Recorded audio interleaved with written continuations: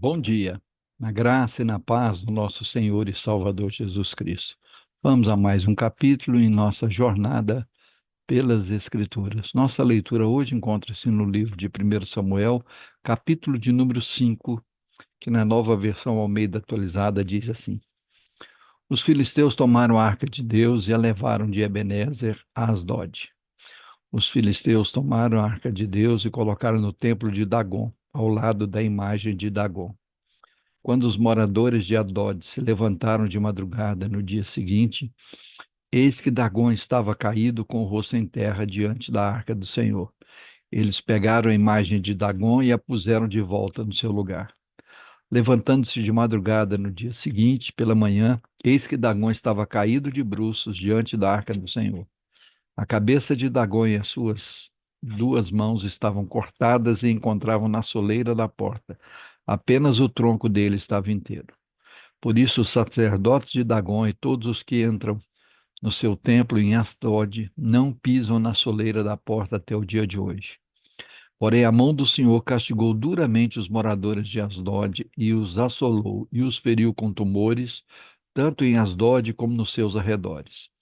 Quando os homens de Adod viram o que estava acontecendo, disseram: A arca de Deus, do Deus de Israel, não deve ficar entre nós, pois a sua mão é dura sobre nós e sobre Dagom, nosso Deus. Então enviaram mensageiros e reuniram todos os governantes dos filisteus e perguntaram: Que faremos com a arca do Deus de Israel? Eles responderam: Que a arca do Deus de Israel seja levada até Gate, e depois de cidade em cidade, e a levaram até Gate. Depois que a levaram, a mão do Senhor foi contra aquela cidade, causando grande terror, pois feriu os homens daquela cidade, desde o pequeno até o grande, e lhes nasceram tumores. Então enviaram a arca de Deus a Ecrom, mas quando a arca chegou lá, os ecronitas exclamaram: Trouxeram a arca do Deus de Israel até aqui para matar a nós e a nosso povo. Então enviaram mensageiros e reuniram todos os governantes dos filisteus e disseram: Devolvam a arca do Deus de Israel, que ela volte ao seu lugar para que não mate nem a nós nem a nosso povo, porque havia terror de morte em toda a cidade, e a mão de Deus castigou duramente ali. Os homens que não morriam eram atingidos com tumores, e o clamor da cidade subiu até o céu. Aleluia! Louvado seja o nome do Senhor nosso Deus por mais essa porção da sua palavra. Vamos orar?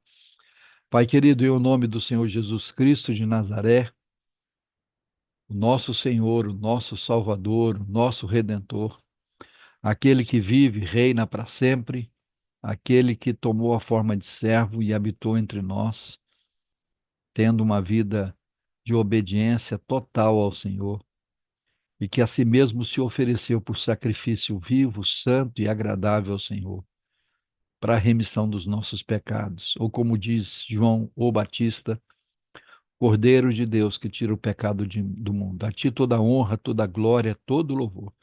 Te louvamos e te agradecemos por mais uma noite de descanso, por mais um dia que nasce, por mais uma oportunidade que o Senhor nos dá de nos levantarmos, de respirarmos, de nos voltarmos para o Senhor, de lermos a tua palavra, de podermos entrar na tua presença e orar e interceder ao Senhor, e declarar que só o Senhor é Deus, só o Senhor é Deus nas nossas vidas, só o Senhor é o Deus em toda a eternidade, o único Deus vivo e verdadeiro. Esse texto nos mostra como que a presença do Senhor, marcada pela Arca da Aliança, fazia um estrago no meio daqueles que não pertencem ao Senhor. E que como que eles continuaram cegos, mesmo percebendo que a presença do Senhor no meio deles trazia muitos problemas, porque eles eram idólatras e não serviam ao Senhor. Ainda assim, eles não reconheceram o Senhor como o único Deus vivo e verdadeiro. Ainda hoje, Senhor, muitos, apesar de desfrutarem da tua graça, da graça comum, do teu favor, apesar do dia nascer para todos, do sol brilhar para todos, da chuva cair para todos, apesar de que pela tua graça e a tua misericórdia nós ainda respiramos e temos ar para todos, o nosso sistema respiratório, pulmonar, os nossos corações, todo o nosso ser funciona, todo o universo funciona em sintonia, de acordo com a tua palavra. Muitos ainda não são capazes de reconhecer o Senhor como único Senhor e Deus verdadeiro.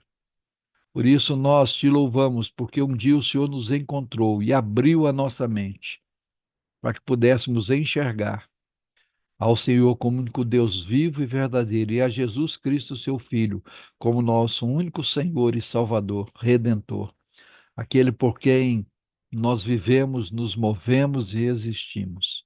A ti toda honra, toda glória, todo louvor. Que a cada dia o teu Espírito continue a abrir a nossa mente, os nossos olhos, o nosso coração, para a grandiosidade do Senhor nosso Deus, para a tua palavra que é viva, que é poderosa, que é verdadeira. Que a tua palavra seja impressa na nossa mente e no nosso coração. Que nós possamos amar ao Senhor e demonstrar esse amor, lendo e meditando na tua palavra dia e noite, procurando fazer conforme tudo nela está escrito, não nos desviando nem para a direita, nem para a esquerda. E o Senhor, nessa semana que se inicia, visite os nossos lares, as nossas casas, de uma maneira muito especial. Que a presença do Senhor seja manifesta, dissipando toda treva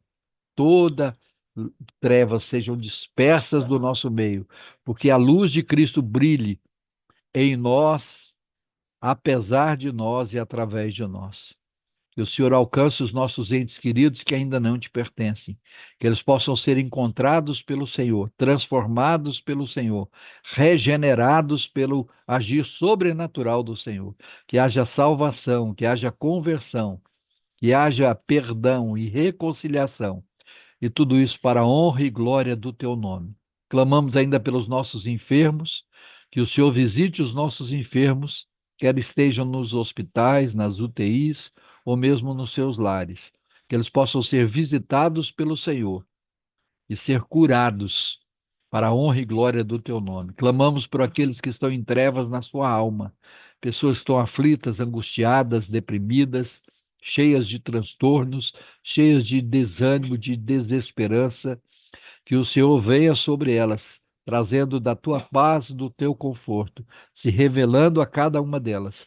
Que aqueles que te pertencem possam ser renovados, revigorados, fortalecidos, e que aqueles que ainda não te pertencem possam conhecer ao Senhor Deus verdadeiro, o Deus da paz, e que a paz de Deus, que excede todo o entendimento, seja derramado sobre a vida de cada um deles. Queremos ainda, Senhor, nesta que nós chamamos de Semana da Pátria, clamar pela nação brasileira. Deus, tem misericórdia da nação brasileira. Tem misericórdia do povo brasileiro. Que haja, Senhor, um verdadeiro reavivamento nessa nação. Que nos conduza ao arrependimento, à confissão de pecados e à transformação de vida. Senhor, em nome de Jesus, clamamos pelas nossas autoridades. Clamamos pelos nossos governantes, sejam eles no executivo, no judiciário ou no legislativo, sejam na esfera federal, estadual, municipal. Que o temor do Senhor os alcance, que haja um temor sobrenatural do Senhor sobre a vida de cada um deles, que eles possam temer ao Senhor e fazer o que é justo e governar em prol do povo brasileiro. Que haja paz, haja liberdade religiosa no nossa nação. Que todos os levantes e todas as leis e todos aqueles que se levantam contra os princípios judaicos cristãos caiam por terra agora em nome de Jesus. Pai, basta uma palavra do Senhor e a história do Brasil será mudada. Essa história de corrupção, de falcatrua, de prostituição, de idolatria, de promiscuidade pode findar, e nós clamamos ao Senhor que dê um basta nessa situação, gerando, Senhor, temor e que haja liberdade religiosa. Clamamos, Senhor, pela igreja brasileira, que o Senhor venha encher a igreja brasileira de ousadia, de coragem, de porção dobrada do teu espírito, conduzindo a igreja brasileira a aos marcos antigos, conduzindo a igreja brasileira a voltar a ser o povo do livro, o povo das Escrituras, que possamos ser uma igreja bíblica, uma igreja que ora, uma igreja que jejua, uma igreja que proclama as boas novas de salvação, uma igreja que anuncia a vida eterna em Cristo Jesus. Faz isso, Senhor, por nós, através de nós e para a glória do teu nome. Mais uma vez também queremos agradecer ao Senhor pela existência de igrejas sérias, igrejas bíblicas, igrejas que têm contribuído para a expansão do evangelho nessa nação.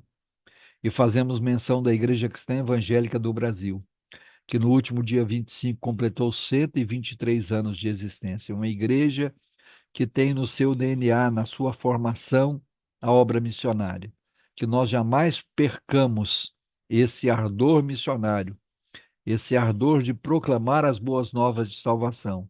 Que o Senhor abençoe a liderança dessa igreja, que o Senhor dê sabedoria, discernimento, orientação correta, que o Senhor visite cada igreja local, trazendo orientação, trazendo bênção, trazendo direção.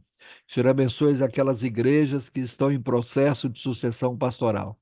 Que o Senhor dirija esse processo e que seja escolhido aqueles que o Senhor já escolheu. Também fazemos nossa oração, aquilo que Jesus nos ensinou, que deveríamos rosgar ao Senhor, que envie obreiros para a tua seara. Nós clamamos ao Senhor, levante obreiros para a tua seara, envie obreiros para a tua seara, obreiros que desejem viver ardentemente para agradar o Senhor. Homens comprometidos com o teu reino e com a tua palavra.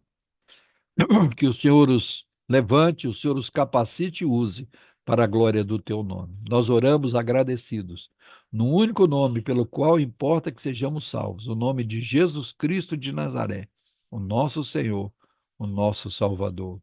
Amém. Deus nos abençoe em Cristo Jesus. Amanhã estaremos de volta com mais um capítulo em nossa jornada pelas Escrituras. Um grande abraço a todos.